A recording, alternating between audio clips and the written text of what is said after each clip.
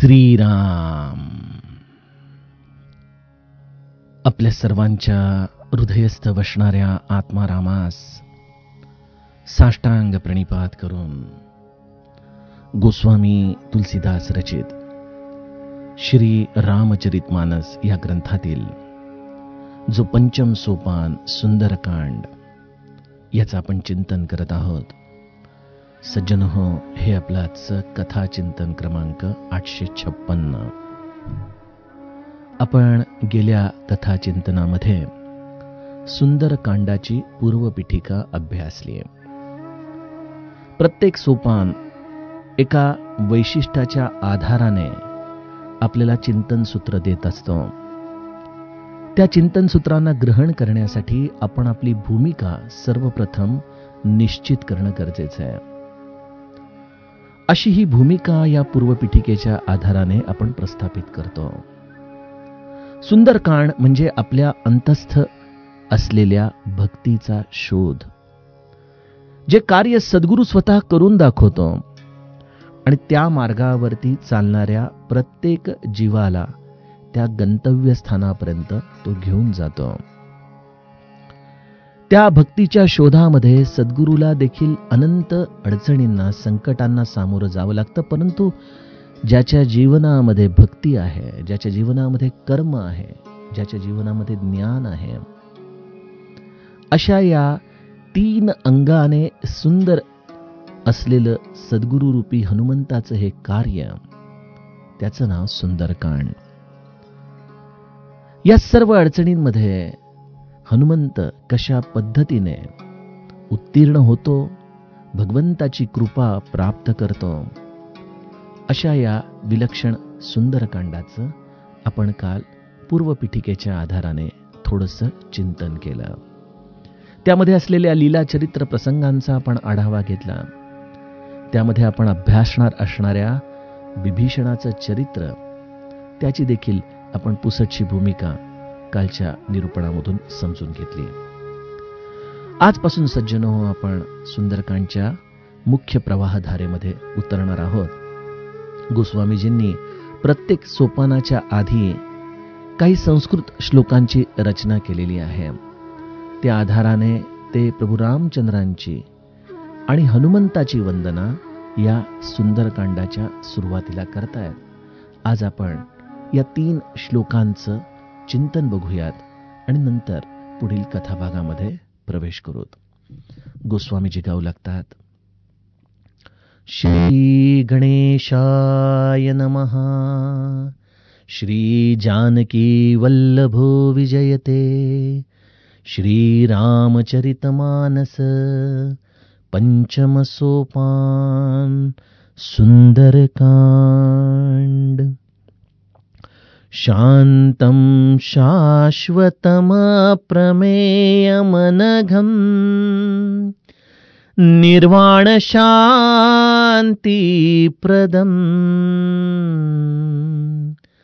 ब्रह्मा शम्भुफणीन्द्रसेव्य मनीषम् वेदान्तवेद्यं विभुम् रामाख्यं जगदीश्वरं सुरगुरुं मायामनुष्यं हरिं वन्देऽहं करुणाकरं रघुवरं भूपालचूडामणिम्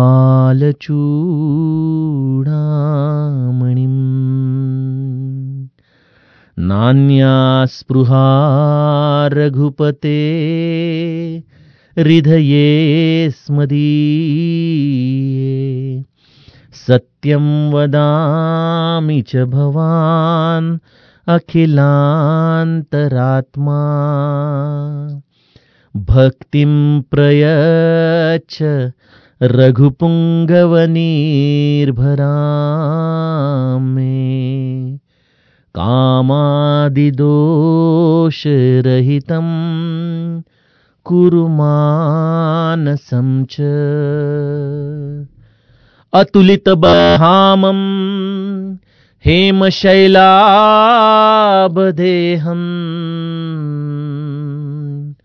दनुजवन कृशानुं ज्ञानिनामग्रगण्यं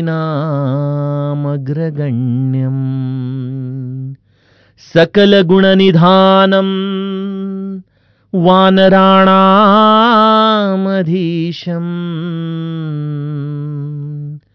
रघुपति प्रिय भक्तं वातजातं नमामि। सियावर रामचंद्र प्रिय हो।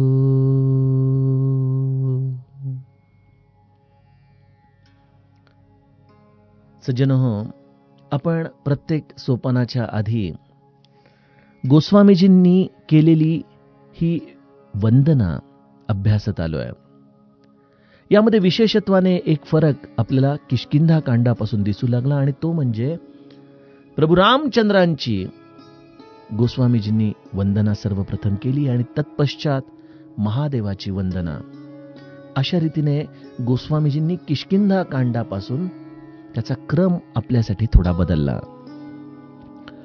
आणि इथं या रुद्राचं झालेलं महारुद्र रूप, त्या महारुद्राची वंदना गोस्वामीजींनी 3ऱ्या श्लोकामध्ये केलेली आहे.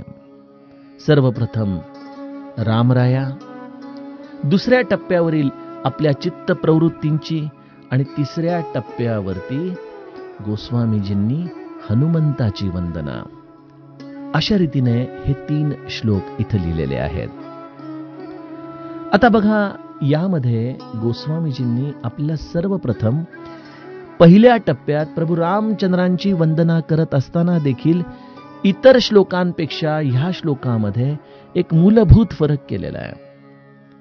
आपण जर किष्किंधा कांड बघाल किंवा अरण्यकांड बघाल तर त्यामध्ये प्रभू रामचंद्रांच्या सगुण रूपाची त्यांनी स्तुती केलेली आहे, की जिथं प्रभू रामचंद्रांचे ते असलेलं निळाशार वर्ण, कमरेला असलेल्या भात्यामुळं, त्या बाणांच्या वजनाने झुकलेली ती कंबर, त्यांचं ते पीतवस्त्र, अशा रूपाने प्रभू रामचंद्रांची सगुण रूपाची वंदना गोस्वामीजी किष्किंधा कांडापर्यंत करत आलेले आहेत.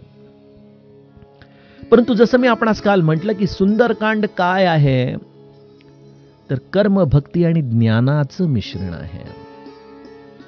आणि त्यामुळे इथं प्रभू रामचंद्रांच्या सगुण रूपाचं चिंतन न करता गोस्वामीजींनी प्रभू रामचंद्रांच्या निर्गुण निराकार या परमतत्वाची वंदना आपल्याला या पहिल्या श्लोकामध्ये सांगितलेली आहे.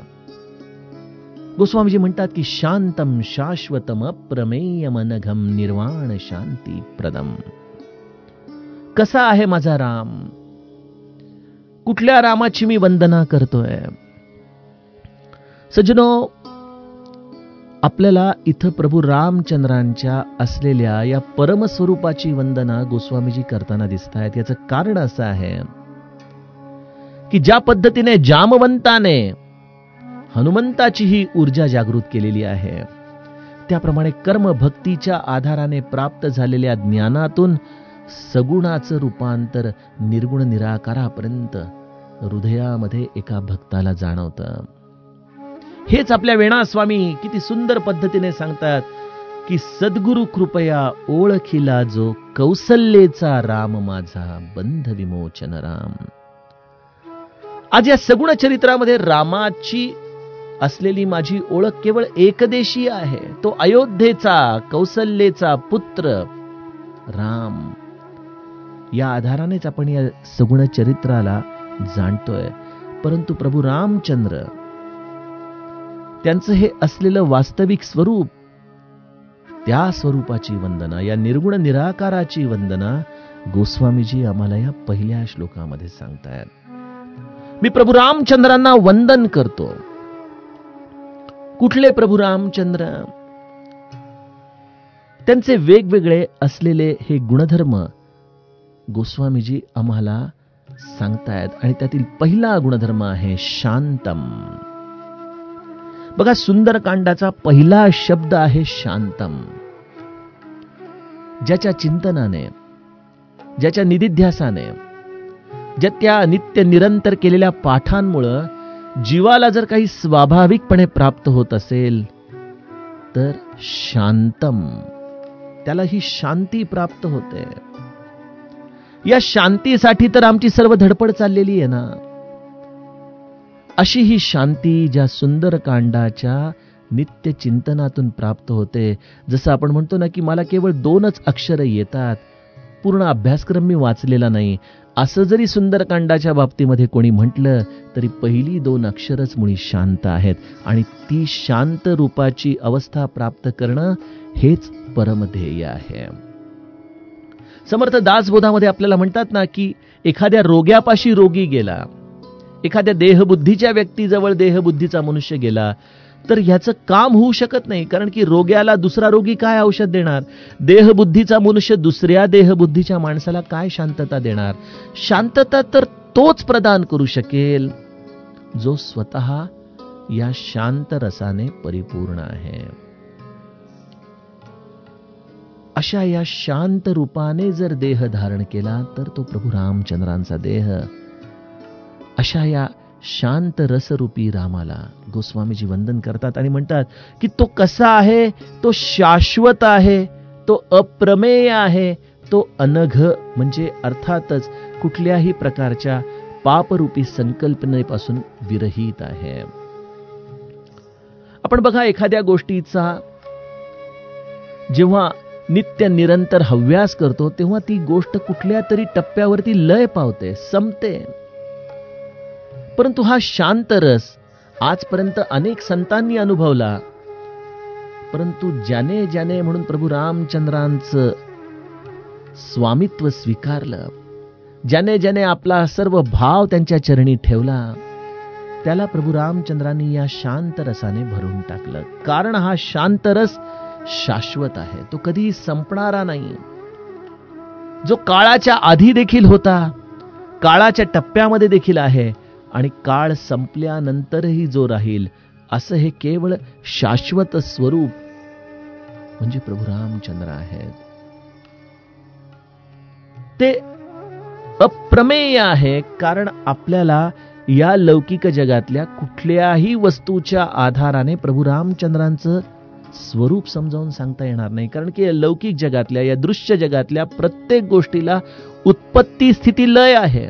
परंतु प्रभू रामचंद्र हे शाश्वत आहे.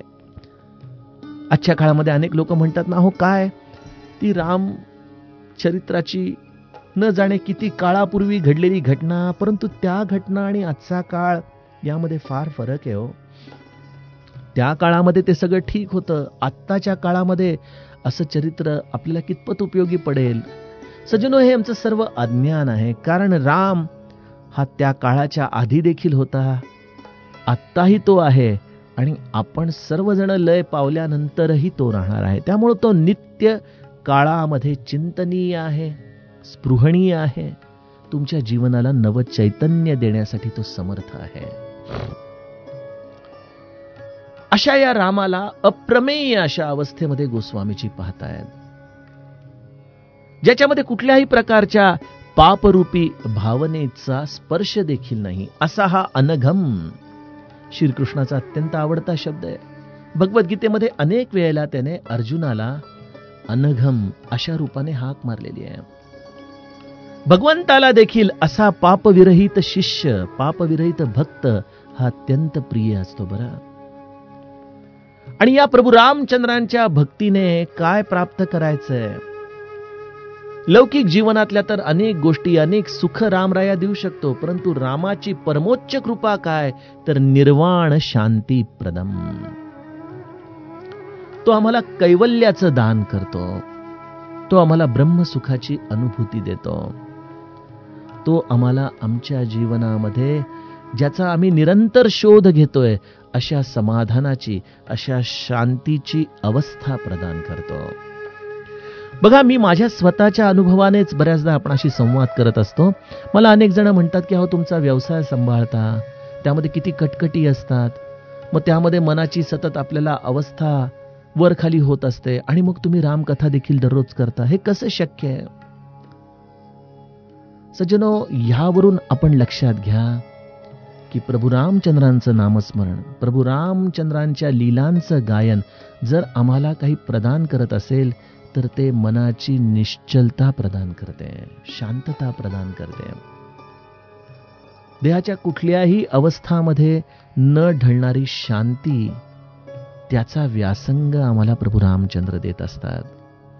मी तर अजूनही त्या टप्प्यापर्यंत पोहोचलेलो नाही, यात काही शंका नाही.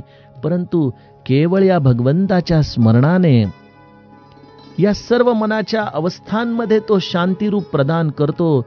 हा असलेला कणभर अनुभव देखील मला भगवंताचं गुणगायन करण्यासाठी प्रवृत्त करतं बरं. त्यामुळं आजच्या काळामध्ये आमच्या सर्व दुःखांचं कारण हे आमचं मन आहे बघा. त्या मनाला आतमध्ये पडलेल्या अनंत घटनांचे पीळ आम्हाला नित्य अशांत ठेवत असतात. आणि म्हणूनच समर्थ आपल्याला म्हणालेत ना की चंचल हे मन रामापायी लावा, तेने तो विसावा पावी जीवा. अशा या चंचल मनाला आपण रामाच्या चरणी लावावं. तो रामराया तुम्हाला त्या शांततेचं दान देईल बघा. त्याचा हा अंगसंगच आहे की जो त्याला मनापासून स्मरण करेल त्याला तो त्याच्या जीवनामध्ये शांती रसाची प्राप्ती करून देईल. प्रभू रामचंद्रांची ही भक्ती ही अत्यंत दुर्मिळ आहे. खरं तर अत्यंत सहज, सुलभ, सोपी म्हणता येईल अशी ही प्रभू रामचंद्रांची भक्ती. परंतु तरी देखील लोकांच्या बुद्धिभेदामुळं, त्यांच्या असलेल्या संशयी वृत्तीमुळं इतक्या ती निकट असूनही ती बऱ्याच लोकांना प्राप्त होत नाही. अशा या प्रभू रामचंद्रांच्या भक्तीचा हव्यास तर प्रत्यक्ष ब्रह्मा शंभू फणींद्र सेव्य मनीषम वेदांत वेद्यम विभुम. प्रत्यक्ष ब्रह्मदेव महादेव हे या प्रभू रामचंद्रांच्या भक्तीची निरंतर इच्छा करतात. त्या इच्छेप्रमाणे प्रभू रामचंद्र देखील त्यांना आपली सेवा, आपला सहवास प्रदान करत असतो. ज्याच्या रूपाचं वर्णन करताना शेष देखील आपल्या वाणीला कुंठित करून जातो, ज्याचं वर्णन करत असताना वेद देखील नेती नेती म्हणून खरं तर थांबतात. परंतु ह्या अवस्थेपर्यंत येऊस तर हे वेद अनंत प्रकाराने या परमतत्वाची असलेली सुंदर रूप आपल्या समोर आणतात. त्याच्या गुणधर्मांचा ते आपल्यासमोर विस्तार करतात. आणि त्यामुळे गोस्वामीजी म्हणतात की खऱ्या अर्थाने वेदांच्या द्वारे जो विभूषित आहे, त्यांच्या द्वारेच ज्याचं गुणगान करता येणं शक्य आहे, असा हा माझा प्रभू रामराया. असा हा राम सगुण रूपामध्ये दिसतो. परंतु कोणामुळे दिसतो? रामाख्यम जगदीश्वरम सुरगुरुम माया मनुष्यम हरिम. आपल्या निजशक्तीच्या आधाराने तिला दिलेल्या प्रेरणेमुळं हे निर्गुण निराकाराच्या पलीकडं असलेलं हे परमतत्व सगुण साकार होतं. देवतांच्या रक्षणासाठी, कारण तो देवांमधला आदिदेव आहे. अशा या प्रभू रामचंद्रांनी आपल्या माया शक्तीच्या आधाराने, आपल्या या निजशक्तीच्या आधाराने, आपल्या या सर्व व्यापकपणातून हे सगुण साकार रूप धारण केलेलं आहे. माऊली 12व्या अध्यायात म्हणते ना आपल्याला की अमृताचा समुद्र आणि अमृताच्या समुद्राची भरलेली चूळ हे जणू काही निदर्शक आहे. अमृताचा समुद्र आहे भगवंताचं सर्व व्यापकपण सांगणारा. तर अशा या सर्व व्यापक असलेल्या अमृताच्या समुद्रामधून एक चूळभर अमृत आपण प्यालो तर ते आहे त्याचं सगुण साकार रूप, जे दिसायला कदाचित एकदेशीय दिसेल, जे कदाचित मनुष्याप्रमाणे आपल्याला वर्तन करताना दिसेल, परंतु तो निर्गुण निराकार परमात्मा भक्ताच्या प्रेमासाठी सगुण साकार झालाय. असे हे माझे प्रभू रामचंद्र जे करुणेची खाण आहेत, त्यांनी हे सगुण साकार रूप धारण केलं. अनंत कष्ट आपल्या भक्तांच्या उद्धारासाठी त्यांनी सहन केले आणि यामधून केवळ त्यांची ही करुणाच या बहुजनांना प्राप्त झाली. सज्जनो, आणि ही करुणा कधीही न संपणारी आहे. आजही जो मनापासून माझ्या रामाला आळवेल, त्याला हाक मारेल, त्याच्यासाठी हा करुण रस त्याच्या हृदयामध्ये जन्म घेईल, प्रकट होईल. अशी ही करुणेची खाण असलेला राम, रघुकुल श्रेष्ठ राजांचा शिरोमणी, याद्वारे ज्याला राम हे नामाभिधान केलं गेलं आहे, परंतु खरं तर तो आहे परमात्मा. अशा या परमात्म्याला मी मनोभावे वंदन करतो. सज्जनो, हे प्रभू रामचंद्रांचं असलेलं आत्माराम स्वरूप गोस्वामीजींनी या श्लोकामध्ये गायलेलं आहे बरं का.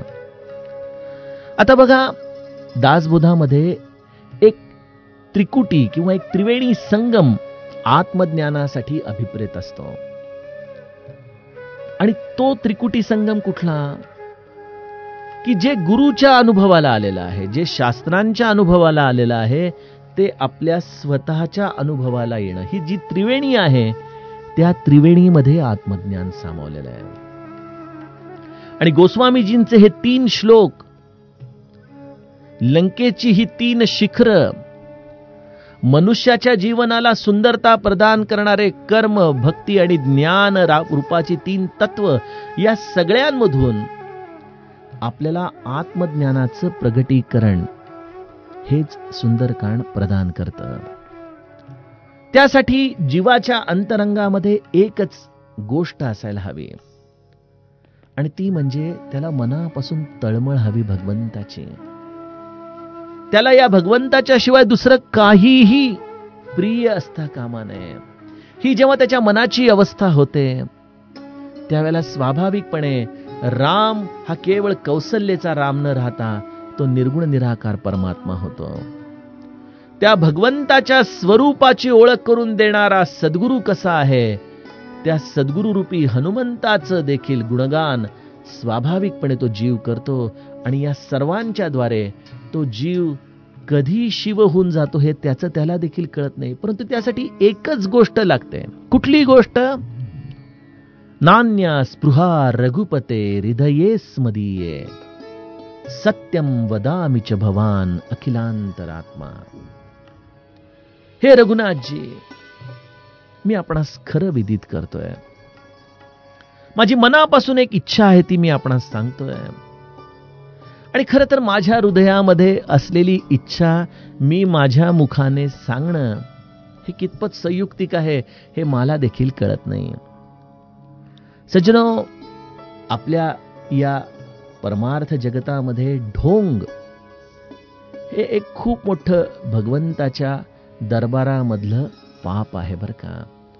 आपल्याला असं वाटेल की आपण जगाला फसवतोय, असं आपल्याला वाटतंय की आपल्या चतुराईच्या आधाराने आपण लोकांना प्रभावित करतोय, परंतु आपल्या हृदयस्थ असलेल्या भगवंताला आपल्या या ढोंगाची संपूर्णपणे जाणीव असते. आणि त्यामुळे जरी मी मुखाने म्हटलो की भगवंता, मला तुझ्याशिवाय खरंच आता काहीच नकोय रे, परंतु हे शब्द उच्चारण करत असताना गोस्वामीजी लगेच थांबतात आणि म्हणतात, अरे मी हे कसे शब्द उच्चारण करू? या शब्दांच्या आधाराने उच्चारण करण्याच्या आधी हे परमात्मा, मला या गोष्टीची संपूर्णपणे जाणीव आहे की तू माझ्या हृदयामध्येच निवास करतो. तू स्वसंवेद्य आहेस. तू माझ्या विचाराच्या प्रत्येक भावनेचा साक्षी आहेस. आणि त्यामुळे मी सत्यम वदामि च भवान अखिलांतरात्मा, मी खरं तर मनापासून ही सत्य भूमिका, ही सत्य भावना तुझ्यासमोर प्रगट करतोय. परंतु हे प्रभो, तू तर माझ्या हृदयामध्येच आहेस. तू माझ्या सर्व विचार चक्रांना जाणतोस. तुला माझी ही अंतस्थ स्थिती सर्व काही कळते.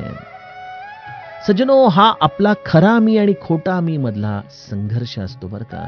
स्वाभाविकपणे नेहमीच खोटा मी देहबुद्धीच्या आधाराने बुद्धीचं चातुर्य वापरून दृश्य जगामध्ये प्रभाव टाकत असतो. परंतु जो खरा मी आहे, जो आपल्या सत्सत विवेक बुद्धीच्या आधाराने आपली खरी अवस्था जाणत असतो, त्या खऱ्या मीशी तदाकार होणं म्हणजे शरणागती आहे. आपण आहोत बाबा असे. आम्हाला तो रामराया हवा आहे, परंतु त्याच वेळेला दृश्याकडून सुख मिळवण्याचा देखील आम्हाला हव्यास आहे.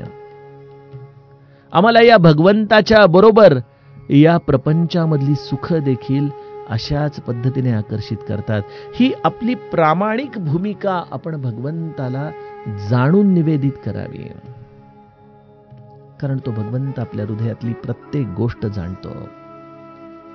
आणि त्यामुळे गोस्वामीजींनी आपल्याला इथं, माझ्या अंतःकरणात आता खरंच कुठली इच्छा राहिली नाही हे प्रभो, आणि त्या माझ्या अवस्थेला आपण देखील जाणून आहात, म्हणून मी आपणास एकच प्रार्थना करतो की भक्तिम प्रयच्छ रघुपुंगव निर्भराम मे कामादि दोष रहितम कुरु मानसम च. बघा, पूज्य ब्रह्मानंद महाराजांनी देखील मोक्ष प्राप्तीच्या रहस्यामध्ये भगवत भक्ती आणि परमपदाची ज्यांना खरी आणि तीव्र इच्छा असेल त्यांनी सदा सर्वदा अखंड राम नामाचे स्मरण करावे, अशा पद्धतीने मोक्ष प्राप्तीच्या रहस्याला सुरुवात केली. तुमच्या अंतःकरणामध्ये खरी आणि तीव्र या दोन आधाराने भगवत प्राप्तीची इच्छा झाली पाहिजे. केवळ तीव्रता आहे, डोळ्यातून अश्रू गळतायत, परंतु त्याच वेळेला दृश्य जगाकडून असलेली सुखाची अपेक्षा संपत नाही, तर ही भावना तीव्र आहे परंतु खरी नाही. आणि कित्येकदा मला खरंच भगवंत हवा, ही तळमळ आहे, ही खरी भावना आहे, परंतु त्या खऱ्या भावनेच्या आधाराने तीव्रता नसल्यामुळं ती भावना कृतीमध्ये येत नाही, ती भावना साधनेमध्ये उतरत नाही. गोस्वामीजींनी या दोन्हीही अवस्थांच्या आधाराने भगवंताला विदित केलं की तू माझ्या हृदयातली सर्व अवस्था जाणतोस, मी तुला काय वेगळेपणाने सांगू. हे प्रभो, माझ्या हृदयामध्ये आता खरंच दुसरी कुठलीही इच्छा शिल्लक नाही. हे स्वामी, आपण मला आपली निर्मळ भक्ती, आपली निर्भरा भक्ती प्रदान करावी. माझे मन आता या असलेल्या कुठल्याही विकारांपासून आपण मुक्त करून टाकावं, आपणच माझ्या हृदयामध्ये वसावं. आणि हेच ब्रह्मानंदांनी देखील आपल्याला मोक्ष प्राप्तीच्या रहस्यात अंतिम टप्प्यामध्ये सांगितलं की रामा, आता तूच माझ्या हृदयी वसावे आणि तुझ्या चरणी प्रेम उत्पन्न होईल असे करावे. मी माझ्या बाजूनी तरी चित्तशुद्धी जेवढी मला शक्य आहे तेवढी केली, परंतु त्याच्याही पलीकडे जर कुठले विकार माझ्या हृदयामध्ये असतील ज्याची मला जाणीव नाही, तर हे प्रभो, तूच उदार अंतःकरणाने माझ्या या चित्त प्रवृत्तींना स्वच्छ कर आणि माझ्या हृदयामध्ये तू वस्ती कर. मला तुझ्या निर्मळ भक्तीचं तू वरदान प्रदान कर. अशा रीतीने गोस्वामीजींनी आपली ही स्थिती प्रभू रामचंद्रांना विदित केली. पहिल्या टप्प्यावरती प्रभू रामचंद्रांचं असलेलं हे आत्मस्वरूप, दुसऱ्या टप्प्यावरती आपल्या हृदयाची अत्यंत प्रामाणिक स्थिती, आपल्या हृदयामध्ये असलेली शरणागत भावना, भगवत प्राप्तीची असलेली ही तळमळ, ही त्यांनी प्रभू रामचंद्रांना विदित केली. आणि तत्पश्चात ज्याच्या कृपेने या भगवंताची भेट होणार आहे, ज्याच्या कृपेने या भगवंताचं आत्मस्वरूप मला कळालं, अशा सद्गुरु रूपी हनुमंत तत्वाची आराधना गोस्वामीजी करतात. अतुलित बलधामम हेम शैलाभदेहम. अतुलित बल असलेला असा हा हनुमंत, ज्याचा देह आता या लंकेकडे जाण्यासाठी तयार झालेला आहे. आणि त्याचं हे विलक्षण स्वरूप कसं आहे, हेम शैलाभदेहम, जणू काही एखाद्या सोन्याच्या पर्वताप्रमाणे, त्या सोन्याच्या शरीराची कांती असलेलं अतिभव्य असं हे शरीर या लंकेकडे जाण्यासाठी उड्डाण करणारं तयार झालेलं आहे. आणि त्या असलेल्या हनुमंत रूपाचं स्मरण गोस्वामीजी आमच्या समोर ठेवतात आणि म्हणतायत की दनुज वन कृशानुम ज्ञानिनाम अग्रगण्यम. सद्गुरू आमच्या जीवनामध्ये काय करतो, आम्हाला भगवत नामाची तो दीक्षा देतो. जे भगवत नाम आमच्या अंतःकरणामधल्या असलेल्या वासनारूपी बीजांना जाळून टाकतात. या वासना एक प्रकारे राक्षसच आहेत, ज्या आमच्या हृदयामध्ये नित्य निरंतर विचरण करत असतात. अनेकदा ही राक्षसी वृत्ती आमच्या कर्मांमधून बाहेर पडते. आमच्याकडून अनेक प्रकारचे प्रमाद घडवून आणते.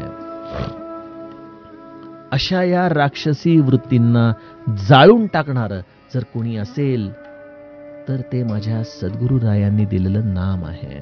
नाम हे अग्नी आहे, यात काही शंकाच नाही. कारण नामाच्या जवळ वासना या टिकूच शकत नाही. संत तुकाराम महाराज म्हणतात ना की वासनेचे बीज जळू न जाय, पुन्हा ती वासना निर्माणच होऊ शकत नाही, अशी त्या वासनेला जळून खाक करून टाकणारी, या सर्व राक्षसांचा विध्वंस करणारी, आपल्या चित्त प्रवृत्तींमधून या सर्व वृत्तींना तिलांजली देणारी अशी ही सद्गुरु कृपा. अशा या हनुमंताचं वर्णन गोस्वामीजी करताना एक सुंदर शब्द वापरतायत की दनुजवन कृशानुम आणि ज्ञानीनाम अग्रगण्यम. ज्ञानियांमधला अग्रणी असा हा हनुमंत आहे. हनुमंताची उपासना आम्हाला काय प्रदान करते? हनुमंत आम्हाला लौकिक जीवनामध्ये देखील कसं जगावं आणि पारलौकिक जीवनामध्ये देखील कशा पद्धतीने भगवंताला शरण जावं, या दोन्हीही गोष्टींचं ज्ञान आम्हाला मिळवून देतो. आणि त्यामुळे तो ज्ञानियांमधला अग्रणी आहे. हनुमंताला बुद्धी आहे आणि त्याचबरोबर या लंकेमध्ये जाऊन कार्य करण्यासाठी लागणारी युक्ती देखील त्याच्या जवळ आहे. समर्थांना देखील असेच रामदासी अभिप्रेत आहेत, जे आपल्या कर्मामध्ये बुद्धी आणि युक्ती या आधाराने नित्य निरंतर अग्रेसर राहतील आणि आपल्या अंतरंगामध्ये हनुमंताच्याकडून भक्तीची धारणा, आपल्या जीवनामधून अहंकाराला त्यागून, कर्मफळाला त्यागून कशा पद्धतीने जानकी मातेची आणि प्रभू रामचंद्रांची संपूर्ण कृपा प्राप्त करून घ्यायची, याचं सूत्र या हनुमंत चरित्रामधून समर्थ आम्हाला त्याच्या आराधनेतून प्राप्त करावे अशी विनवणी करतात. अशा या हनुमंताचं स्मरण गोस्वामीजी करताना म्हणतात की सकल गुण निधानम वानराणाम अधीशम. सर्व प्रकारचे गुण ज्याच्यामध्ये परिपूर्ण आहेत. आपल्याला असं वाटतं की हनुमंत म्हणजे केवळ एक वानर आहे का? नाही. तुम्ही हनुमंताची उपासना करून तर बघा, तुमच्या जीवनामध्ये सर्व प्रकारचे गुण स्वाभाविकपणे येतात. हनुमंत हा एक विलक्षण रसिक आहे. त्याच्याकडे संगीत आहे, काव्य आहे, साहित्य आहे. हनुमंताच्याकडे अतुलित बल आहे. हनुमंताच्याकडे लौकिक आणि अलौकिक, पारलौकिक या सर्व प्रकारचं ज्ञान आहे. हनुमंत हा ग्रंथांचा खरा अर्थ आहे. अशा या सर्व गुणांनी संपन्न असं हे हनुमंत चरित्र, वानरांमधला हा सर्व वानरांचा स्वामी, प्रभू रामचंद्रांचा अत्यंत प्रिय, रघुपती प्रिय भक्तम वात जातम नमामि, असा हा रघुपतीला अत्यंत प्रिय असलेला पवनसुत हनुमान, त्या हनुमंताला मी मनोभावे वंदन करतो.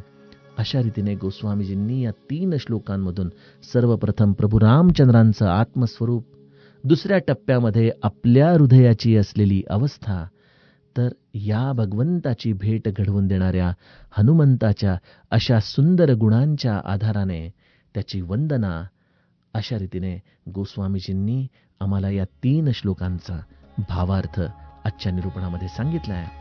सज्जनहो, उद्यापासून चरित्र प्रसंगाच्या चिंतनाला आपण सुरुवात करूया. जानकी जीवन स्मरण. जय जय राम.